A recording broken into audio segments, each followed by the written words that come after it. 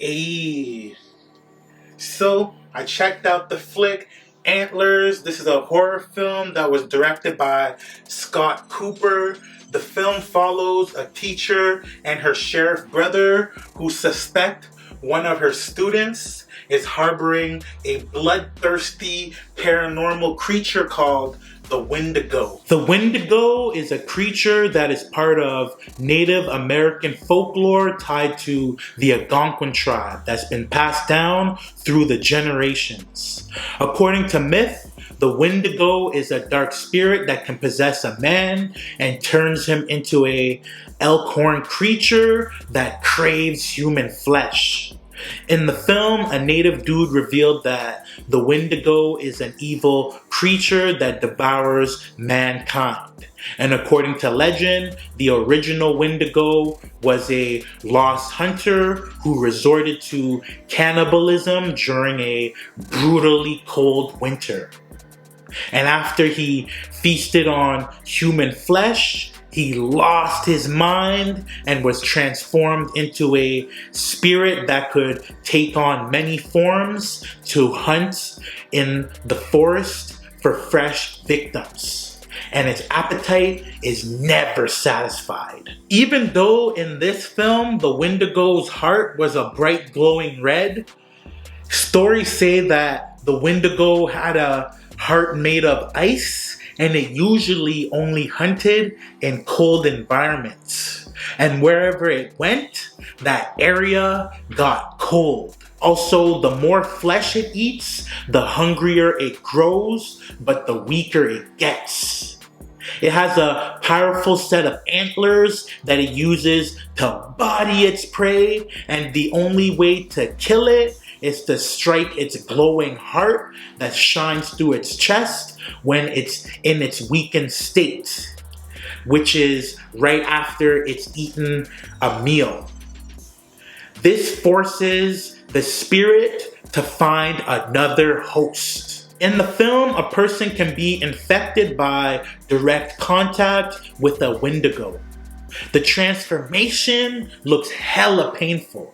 Initially, their bodies decay and they look like they're suffering from a deadly illness. They cough up blood and look and act like zombies. Consuming human flesh accelerates a person's transformation, and during the transformation, antlers pop out the person's head, its new form emerges, and a mangled corpse is left behind.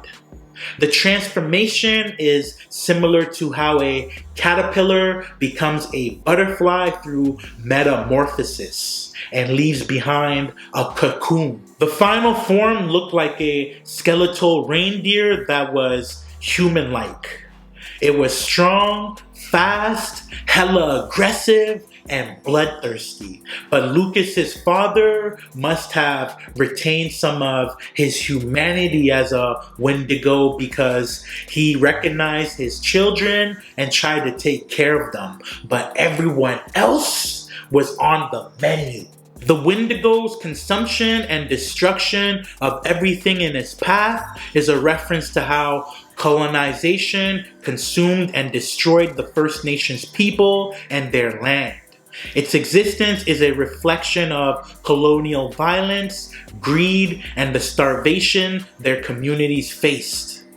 The creature also represents the darkness within people that feeds off their hate and negative energy towards others and the environment. Lucas thought that his brother and pops were only sick and tried to keep his family together by feeding them and keeping them locked up, but by the end of the film, it was clear that the situation was way out of his control.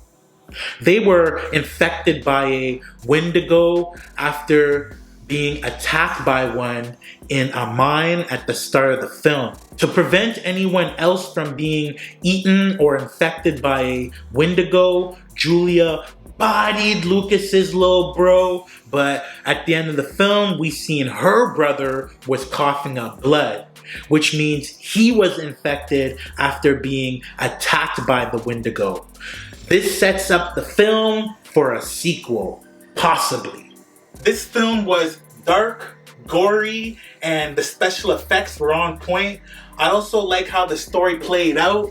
The film highlights trauma and child abuse, and what stood out to me the most was the fact that they said that Lucas's father was abusing him, but he stayed loyal to his fam. I read that kids are so desperate to feel affection that they will continue to help a loved one or family member even if they're being harmed by them.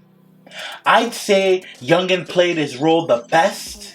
His creepy drawings that depicted people being eaten by pale monsters that threw up blood represented the horrific scenes that he witnessed in his home, and the fact that he wasn't shook of the monster that his dad had become showed that even though he was socially awkward and shy, deep down, Lucas was courageous. This horror film was mild on the scares, but it was entertaining and all the actors played their roles well, so I'm gonna go ahead and run it 3 mics.